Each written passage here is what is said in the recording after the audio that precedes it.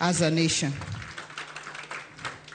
And while we may have different political persuasions and come from different parts of the country and different schools of thought, nobody can fault unity. Nobody can fault equity. Nobody can fault not leaving anyone behind. Nobody can fault bringing this entire country together and making everybody in this country feel a part of this country. And that is why today this unity effort is appreciated.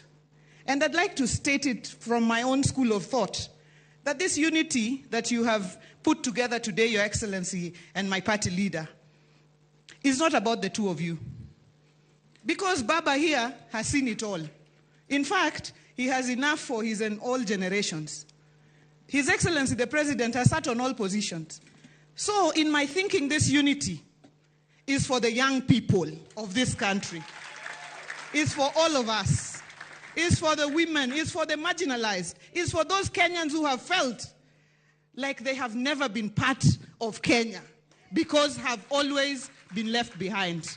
And let me state in conclusion, as the national chairman of the ODM party, and as I say, the largest party south of Sahara and north of River Limpopo, the ODM party, our party leader, and on behalf of this party, officials and members across the country, all 47 branches, we are behind this unity. We are behind this agreement. We will support it. We will support the broad-based arrangement. Na tuko pamoja mpaka mwisho. Asante, and God bless Kenya.